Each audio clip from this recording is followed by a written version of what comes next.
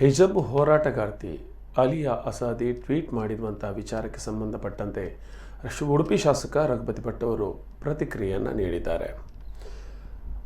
ಟ್ವೀಟ್ನಲ್ಲಿ ಅಲಿಯಾ ಅಸಾದಿ ದೇಶ ಎತ್ತ ಸಾಗುತ್ತಿದೆ ಎಂದು ಪ್ರಶ್ನಿಸಿದರು.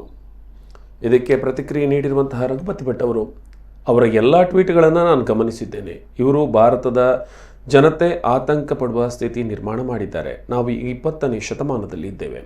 ಹಿಜಬ್ ತೆಗೆಯದೆ ಕ್ಲಾಸ್ಗೆ ಹೋಗುವುದಿಲ್ಲ ಅಂತಾರೆ. ಭಾರತ ಎತ್ತ ಸಾಗುತ್ತಿದೆ. ಹಿಜಬ್ ತೆಗೆದು 1.5 ವರ್ಷ ಕ್ಲಾಸಿನಲ್ಲಿ ಕುಳಿತುಕೊಂಡಿದ್ದಾರೆ. ಭಾರತ ಎತ್ತ ಸಾಗುತ್ತಿದೆ ಎಂದು ನಾವು ಪ್ರಶ್ನೆ ಮಾಡಬೇಕಾಗಿದೆ. ಈ ಹೆಣ್ಣು ಮಕ್ಕಳ ನಡವಳಿಕೆ ನೋಡಿ ಭಾರತ ಎತ್ತ ಸಾಗುತ್ತಿದೆ ಎಂದು ಕೇಳಬೇಕಾಗಿದೆ. ನಾನು ವಿದ್ಯಾರ್ಥಿಗಳಿಗೆ ಬೆದರಿಕೆ ಹಾಕಲು ಹೋಗಿಲ್ಲ. ನಾನು ಫೋನಲ್ಲಿ ಬೆದರಿಕೆ ಹಾಕಿಲ್ಲ. ಮುಖದ ಸಿಕ್ಕಿದ್ರೂ ಬೆದರಿಕೆ ಹಾಕಲ್ಲ. ಮಾಧ್ಯಮಗಳಿಗೆ ಹೇಳಿದ ಪ್ರಶ್ನೆಗೆ ನಾನು ಶಾಸಕನಾಗಿ ಉತ್ತರ ಕೊಟ್ಟಿದ್ದೇನೆ. ಸಾವಿರಾರು ಜನ ಮುಕ್ತ ಮಕ್ಕಳು ಪರೀಕ್ಷೆ ಬರೆಯುತ್ತಿದ್ದಾರೆ.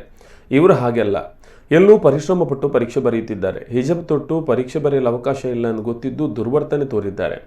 ಹಿಜಾಬ್ ತೆಗೆದಿಟ್ಟು ಹಾಲ್ ಟಿಕೆಟ್ ಪಡೆದುಕೊಂಡಿದ್ದಾರೆ. ಪೋಷಕರ ದೂರಿನ ಮೇಲೆ ನಾನು ಹೇಳಿಕೆ ಕೊಟ್ಟಿದ್ದೇನೆ. ಕ್ರಿಮಿನಲ್ ಕೇಸ್ ಮತ್ತು ನ್ಯಾಯಾಂಗ ನಿಂದನೆ ಪ್ರಕರಣ ನಾನು ಮಾಡಿದ ಆಗ್ರಹ. ನಾನು ಯಾವುದೇ ಬೆದರಿಕೆ ಹಾಕಿಲ್ಲ. ಜಿಲ್ಲಾಡಳಿತಕ್ಕೆ ಆಗ್ರಹವನ್ನು ಮಾಡಿದ್ದೇನೆ ಎಂದು ಉಡುಪಿಯಲ್ಲಿ ಶಾಸಕ ರಘುಪತಿ ಭಟ್ ಹೇಳಿದ್ದಾರೆ. ಭಾರತ ಎತ್ತ ಸಾಗುತ್ತಿದೆ ಅಂತ ಹೇಳೋದಕ್ಕೆ ಹೇಳಲಿಕ್ಕೆ ಅವರು ಆತಂಕ ವ್ಯಕ್ತಪಡಿಸಿದ್ದಾರೆ. ಇದು ಭಾರತದ ಜನತೆ ಇವತ್ತು ಆತಂಕ ಪಡುವಂಥ ಪರಿಸ್ಥಿತಿ. ನಾವು ಆಶ್ಚರ್ಯಪಡುವ ಭಾರತ ಎತ್ತ ಹೋಗ್ತಾ ಇದೆ.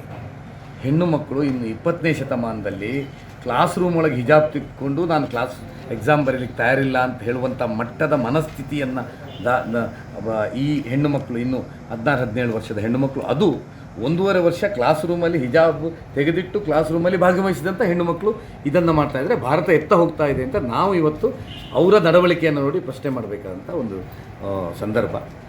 ಎರಡನೇದು, ಬೆದರಿಕೆ ನಾನು ಯಾರು ವೈಯಕ್ತಿಕವಾಗಿ ಹಾಕಲಿಲ್ಲ. ಅವ್ರಿಗೆ ಫೋನು ಮಾಡಲಿಲ್ಲ, ಅವ್ರು ನನಗೆ ಸಿಕ್ಕಲೂ ಇಲ್ಲ.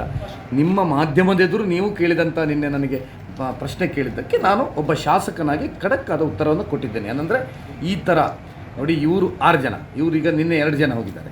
ಅಲ್ಲಿ ನೂರಾರು ಸಂಖ್ಯೆಯಲ್ಲಿ ಎಕ್ಸಾಮಿನೇಷನ್ ಸೆಂಟ್ರಲ್ಲಿ ಬರೆಯುವಂಥ ಮಕ್ಕಳಿದ್ದಾರೆ, ಮುಗ್ಧ ಮಕ್ಕಳು. ಅವ್ರು ಭಾಳ ಬೆಳಿಗ್ಗೆ 3 ಗಂಟೆ 4 ಗಂಟೆ ಎದ್ದು ಓದಿ, ಇವರು ಹಾಗಲ್ಲ, ಓದಿ ಕಷ್ಟಪಟ್ಟು ಪರೀಕ್ಷೆಗೆ ತಯಾರಿ ಮಾಡ್ಕೊಂಡು ಬಂದವರಿಗೆ ಇವರು ಅಲ್ಲಿ ಎಕ್ಸಾಮಿನೇಷನ್ ಸೆಂಟ್ರಿಗೆ ಇವ್ರಿಗೆ ಗೊತ್ತಿದ್ದು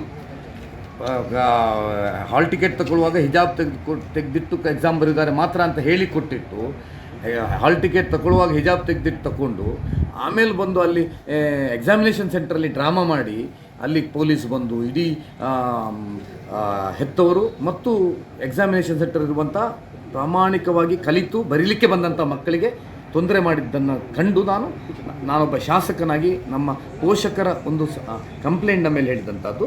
ಇನ್ನು ಮುಂದೆ ಆ ಥರ ಹಾಲ್ ಟಿಕೆಟ್ ತಗೊಂಡು ಹಿಜಾಬ್ ತೆಗೆಯದೇ ಬರೋದು ಅಂತಾರೆ, ಅಲ್ಲಿ ಬರಬಾರ್ದು. ಬಂದರೆ ನಾವು ಕ್ರಿಮಿನಲ್ ಕೇಸನ್ನು ತಗೊಳ್ಬೇಕು ಅಂತ ನಾನು ಆಗ್ರಹ ಮಾಡಿದ್ದು. ಯಾರ ಹತ್ರ? ಜಿಲ್ಲಾಡಳಿತ.